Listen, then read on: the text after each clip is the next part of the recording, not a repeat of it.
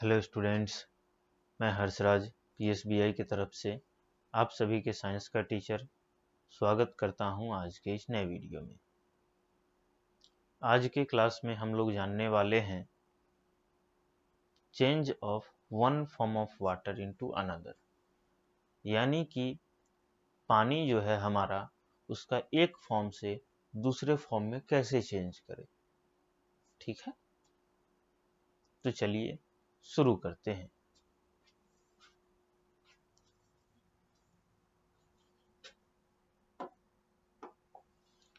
जैसा कि आप सभी यहाँ पे देख पा रहे हैं, change of one form of water into another, यानी कि पानी के एक फॉर्म को दूसरे फॉर्म में कैसे चेंज किया जाता है, इसी प्रोसेस को हम लोग इस टॉपिक में जानने वाले हैं। तो चलिए शुरू करते हैं। Water can be changed into ice by cooling and into water vapour by heating. पानी जो है वो बर्फ में चेंज हो सकती है कब? अगर हम उसको ठंडा करें। जो भी हमारा पानी है, अगर हम उसको ठंडा करें तो वो बर्फ में चेंज हो जाएगी, अगर गर्म करें तो गैस में चेंज हो जाएगी। ठीक है, यानी कि अगर ठंडा रखते हैं तो बर्फ बन जाएगी और गर्म रखते हैं तो भाप बन के उड़ जाएगी। ठीक है, तो ये कैसे होता है? तो अगर इसको चेंज करना है हमें, अगर मान लीजिए वाटर वेपर जो है, जो भी वाटर का फॉर्म है, अगर मान लीजिए पानी हमें जो है एक सॉलिड फॉर्म में मिली, यानी कि बर्फ के रूप में मिला, हमने उसको कटोरी में निकाला, उसको रख दिया, वो धीरे धीरे क्या बन गया? लिक्विड बन गया। ठीक है, और जो लिक्विड वो बना है उस लिक्विड को हमने गर्म कर दिया। ठीक है, जो लिक्विड वो बना है उस लिक्विड को हमने गर्म कर दिया। गर्म करने के बाद क्या हुआ कि उसमें से वाटर वेपर निकलना शुरू हो गया। फिर हमने क्या किया कि हमने ऊपर से एक प्लेट डाल दिया, बिल्कुल इस तरह, और फिर से दोबारा उस पानी को हमने स्टोर कर लिया, यानी कि जमा कर लिया। तो गैस से फिर किस में आ गया? लिक्विड में। और उस लिक्विड को फिर हमने डीप फ्रीजर में डाल दिया, तो वो क्या बन गया? सॉलिड फॉर्म ऑफ वाटर बन गया। यानी कि वाटर का फॉर्म ऐसे ही चेंज होते जाता है। आई बात समझ में? चलिए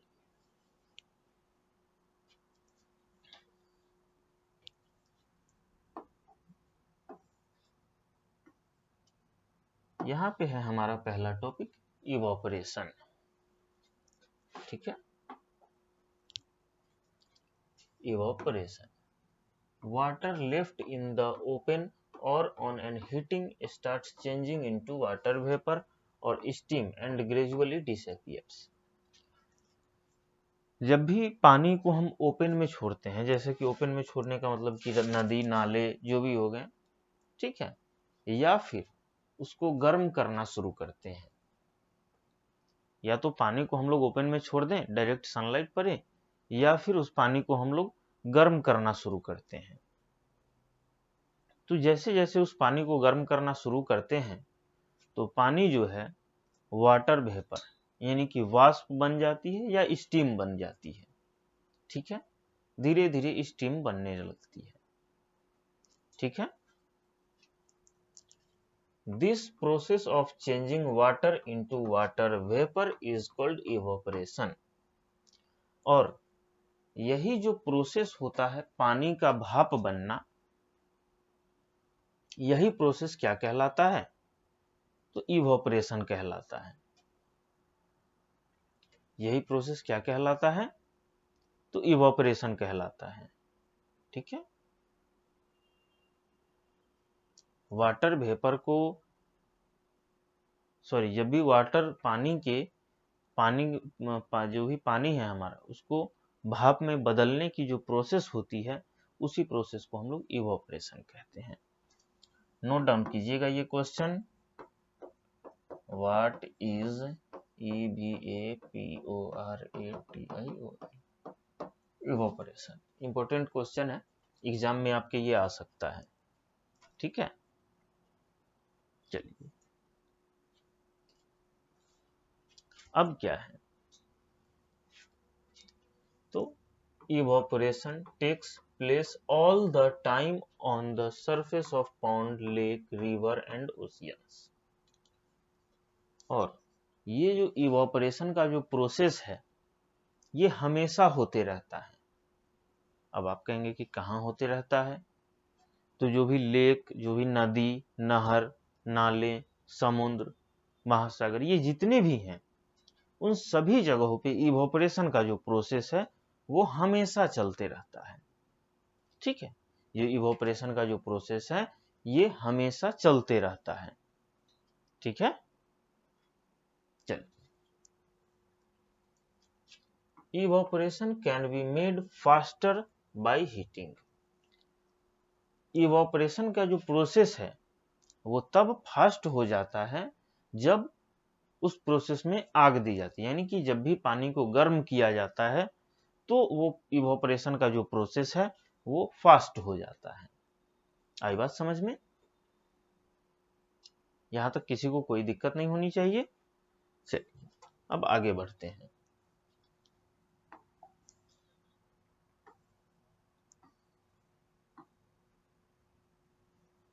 चलिए आगे है हमारा कंडेंसेशन। ठीक है, आगे क्या है हमारा कंडेंसेशन। तो on cooling the water vapour change back into liquid water, this process is called condensation. और जब वही वाटर वेपर ठंडा होता है, समय के साथ ठंडा होता है, तो वही वाटर वेपर जो है वो लिक्विड में चेंज हो जाता है। और इसी वाटर वेपर को लिक्विड वाटर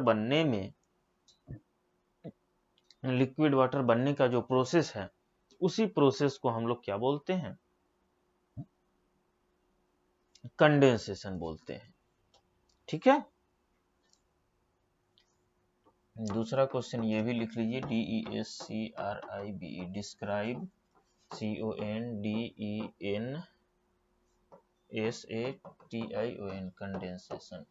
ठीक है, ये भी इंपॉर्टेंट क्वेश्चन है, एग्जाम में ये जरूर आ सकता है। ठीक है, या इससे रिलेटेड कोई क्वेश्चन तो जरूर ही रहेगा। चलिए अब हम लोग क्या देखते हैं, एक्टिविटी देखते हैं।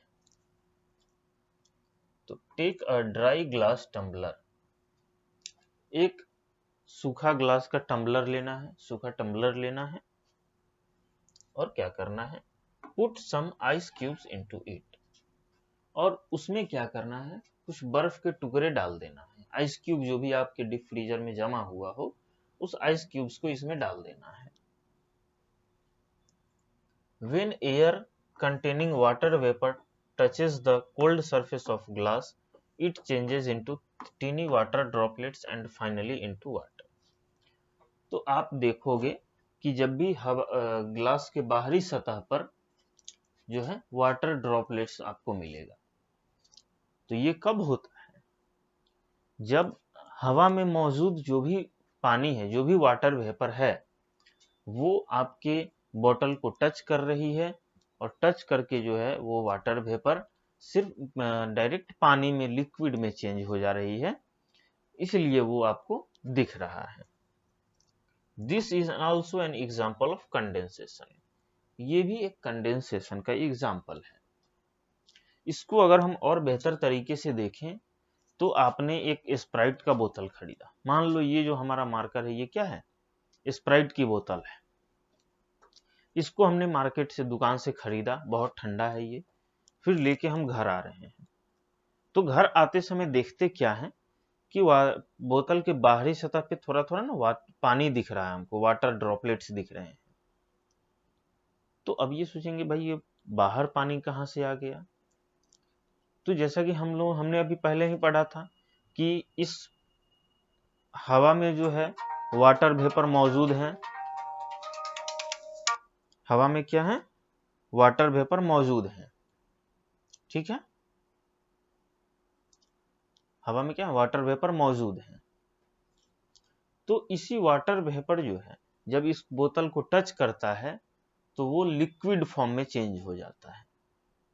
किस में चेंज हो जाता है? लिक्विड फॉर्म में चेंज हो जाता है। ठीक है, और वही लिक्विड फॉर्म जो है वो हमें यहां पे दिखता है। ठीक है, चलिए अब हम लोग आगे देखते हैं। आगे क्या है हमारा है रिमेंबर। ठीक है, आगे क्या है हमारा रिमेंबर। ठीक है, यानी कि कुछ याद रखने वाली बात जो कि हमें हमेशा याद रखनी चाहिए। जैसे पहला है हमारा all living things need water. जितने भी लिविंग थिंग्स होते हैं उनको पानी की जरूरत होती है। ठीक है, जितने भी लिविंग थिंग्स होते हैं उनको पानी की जरूरत होती है। आई बात समझ में? दूसरा, water exist in 3 states namely solid, liquid and gas. Water जो है वो मेनली 3 स्टेट्स में मिलता है। 3 स्टेट कहने का मतलब कि 3 फॉर्म में मिलता है। ठीक है, 3 फॉर्म में मिलता है मतलब कि सॉलिड, लिक्विड और गैस, ये 3 फॉर्म में मिलता है हमको। ठीक है, तीसरा, liquid water has no fixed shape. Liquid water जो होता है इसका कोई फिक्स शेप नहीं होता है। ठीक है, लिक्विड वाटर जो होता है इसका कोई फिक्स शेप नहीं होता है। चौथा, ice has a fixed and definite shape. बर्फ जो होता है उसका फिक्स और डिफिनिट शेप होता है।